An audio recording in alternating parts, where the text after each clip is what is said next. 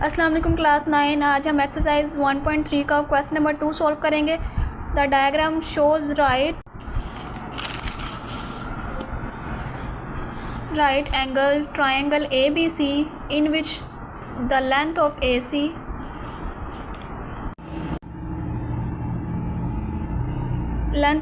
is equal to √3 plus √5 centimeter. The area of the triangle ABC is 1 plus √15 centimeter square. Find the length of AB in the form a √3 plus b where a and b are integers.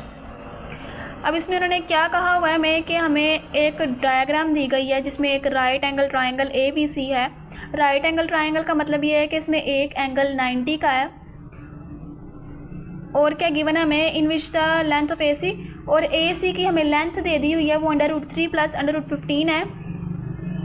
ये एक length दे दी हुई है और ये एक length दे दी है AC और हमें एरिया दे दिया हुआ है ट्राइंगल ABC, यानी पूरी ट्राइंगल का एरिया हमें दे दिया हुआ है वो 1 प्लस एरिया हमारे पास 1 प्लस √15 यानी ट्राइंगल का एरिया दे दिया हुआ है, एक लेंथ दे दी हुई है और क्या फाइंड करना है हमने लेंथ ऑफ AB की लेंथ फाइंड करनी है। वो भी इस फॉर्म में होनी चाहिए कि पहले A हो और √3 हो फिर प्लस B √3 और A और B जो है वो इंटीजर्स होने चाहिए यानी कोई नंबर हो यहाँ पे। और इंटीजर्स कौन से होते हैं? इंटीजर्स में 0 भी आता है, प्लस माइनस वाली सारी वैल्यूज़ होती है, +-1 +-2 यानी पॉजिटिव वैल्यूज़ भी होती हैं और नेगेटिव वैल्यूज़ भी होती हैं। यानी A और B इंटीजर्स हो, यहाँ कोई भी नंबर्स आ सकता है लेकिन इन नंबर्स के साथ पहले यहाँ पे √3 होना चाहिए, उसके बाद प्लस यहाँ पे कोई इंटीजर फिर √5 होना चाहिए।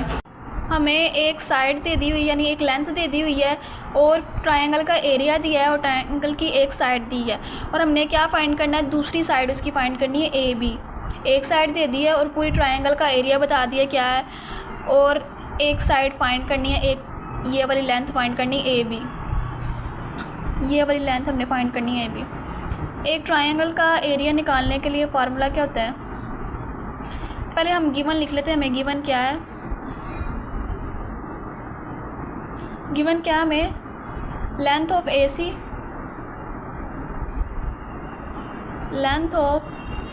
इज इक्वल टू √3 प्लस √5 और क्या गिवन है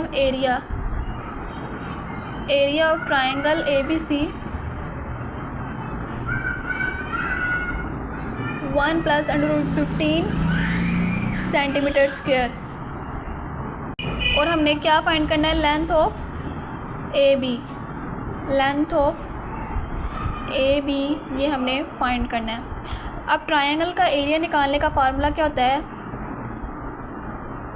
area of the triangle ABC is equal to formula आता है 1/2। एरिया निकालने का फार्मूला क्या होता है, एरिया ऑफ द ट्रायंगल वो इक्वल होता है 1/2 लेंथ मल्टीप्लाई विड्थ।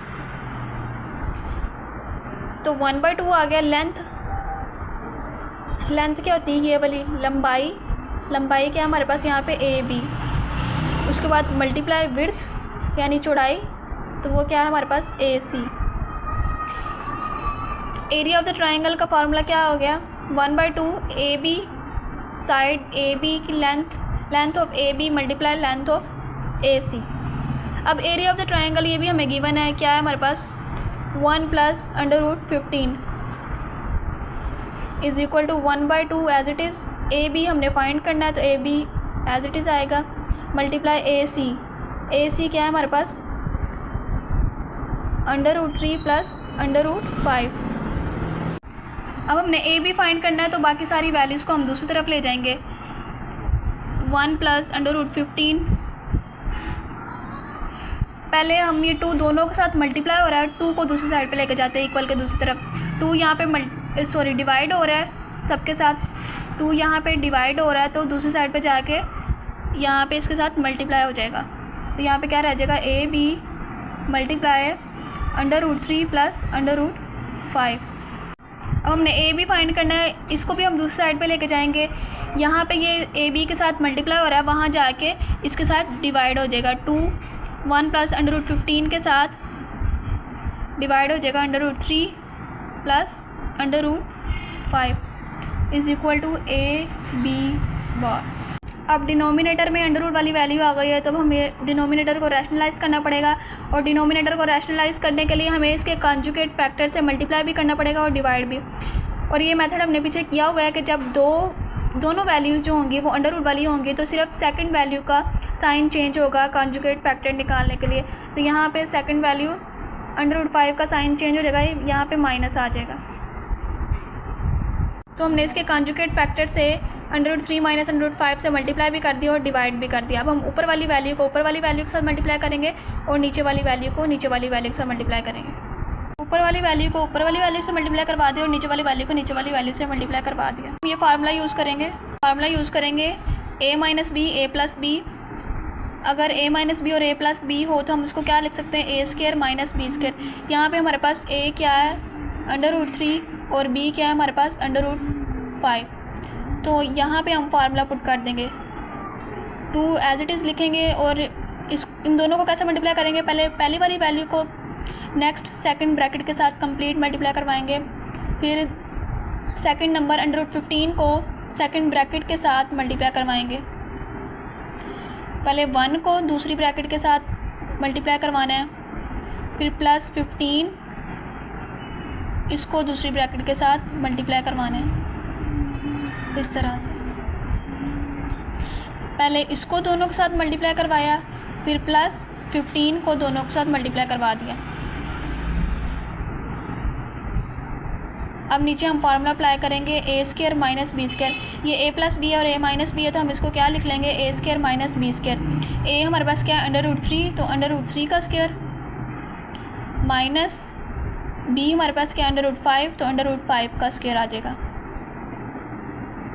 अब पहले 1 √3 के साथ मल्टीप्लाई होगा तो 1 मल्टीप्लाई √3, 1 के साथ कोई भी नंबर मल्टीप्लाई होगा तो वो एज इट इज़ आएगा, माइनस 1 √5 से मल्टीप्लाई होगा तो √5 भी आएगा। अब √15 जो है वो पहले √3 से मल्टीप्लाई होगा फिर √5 से। अब जब √15 को √3 से मल्टीप्लाई करवाएंगे तो ये दोनों अंडर रूट वाली हैं, तो इसलिए अंदर वाली वैल्यूज़ मल्टीप्लाई हो सकती हैं। तो √15 को √3 से मल्टीप्लाई करेंगे तो 15 × 3 45 आ जाएगा, प्लस माइनस माइनस। अब √15 जो है √5 से मल्टीप्लाई होगा तो ये दोनों नंबर्स मल्टीप्लाई होंगे, 15 × 5 75 आ जाएगा।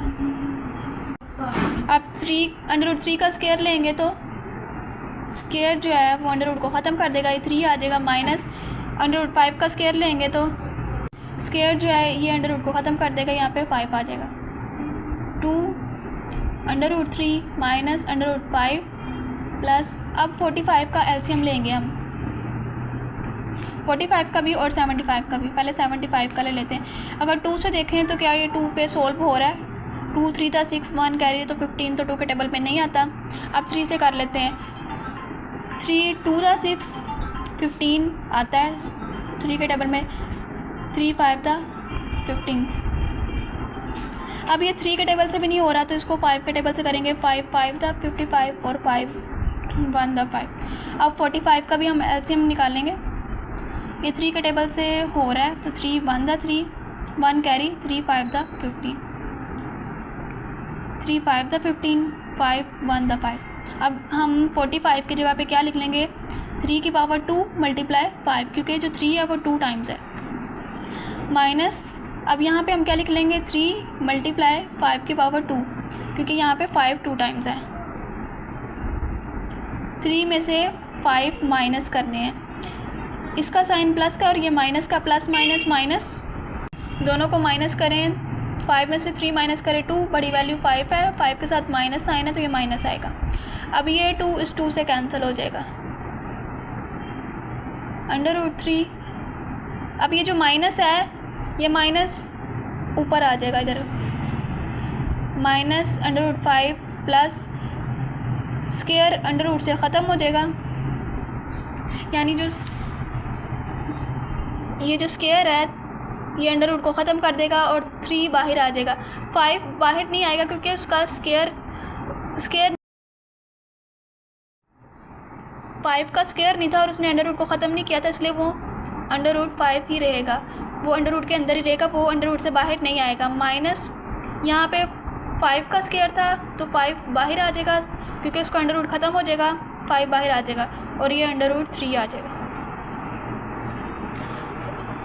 उसके बाद माइनस, अब अंडर रूट 3 वाली वैल्यू अंडर रूट 3 वाली वैल्यू के साथ प्लस माइनस होगी और अंडर रूट 5 अंडर रूट 3 वाली वैल्यू को अंडर रूट 3 वाली वैल्यू के साथ प्लस माइनस करना है और अंडर रूट 5 वाली को अंडर रूट वाली 5 वाली के साथ। अब अंडर रूट 3 जब अंडर 3 के साथ प्लस माइनस होगा तो इसके साथ जो कोफिशेंट्स हैं, जो नंबर्स हैं, वो प्लस माइनस होंगे।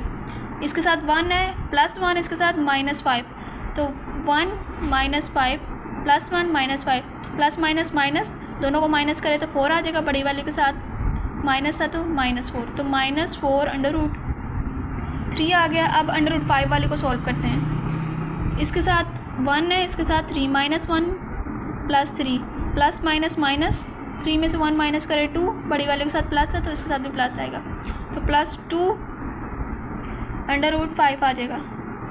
अब बाहर माइनस है तो जब माइनस अंदर ब्रैकेट के अंदर मल्टीप्लाई होगा तो प्लस वाली वैल्यू को माइनस कर देगा और माइनस वाली को प्लस कर देगा। ये देखिए ये माइनस किया तो माइनस माइनस ये प्लस की हो गई, माइनस प्लस -2 अंडर रूट 5। ये किसके इक्वल था? AB, लेंथ ऑफ AB, तो यहाँ पे आ जाएगा AB लेंथ ऑफ AB हमने ये निकाल लिया। और हमने इसी फॉर्म में उन्होंने कहा था कि फाइंड करें, पहले यहाँ पे कोई इंटीजर हो, फिर उसके बाद अंडर रूट 3 हो, फिर यहाँ पे प्लस कोई इंटीजर हो और फिर अंडर रूट 5 हो। तो हमने इस फॉर्म में लेंथ ऑफ AB फाइंड कर ली है। हमने एक्सरसाइज 1.3 का क्वेश्चन नंबर 2 सोल्व कर लिया।